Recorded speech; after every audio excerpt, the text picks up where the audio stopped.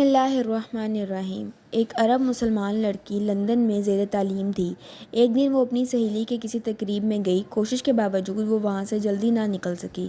جب وہ اس فنکشن سے فارغ ہو کر نکلی تو رات کافی دیر ہو چکی تھی۔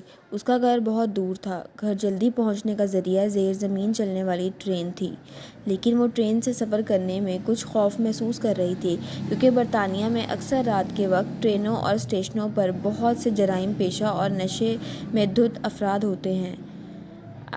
آئے روز ٹی وی چینلز اور اخبارات میں یہاں ہونے والی وارداتوں کا تذکرہ موجود ہوتا ہے۔ چونکہ اس لڑکی کو زیادہ دیر ہو چکی تھی اور بس کافی وقت لے سکتی تھی، اس لیے اس نے بہت سے خدشات و خطرات کے باوجود ٹرین میں سفر کرنے کا فیصلہ کیا۔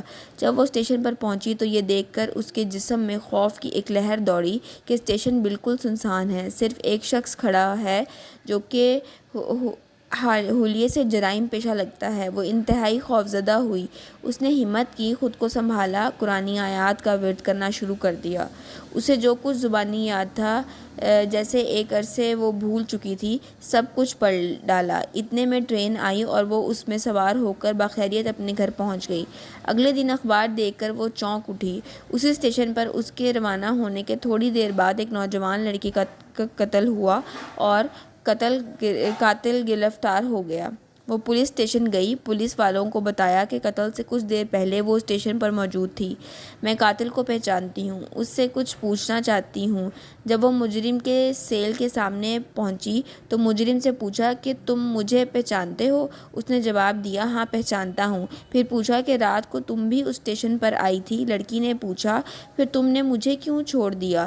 کہنے لگا، میں تمہیں کیسے نقصان پہنچا سکتا تھا؟ تمہارے پیچھے 2 صحت مند قدور باڈی گارڈ موجود تھے۔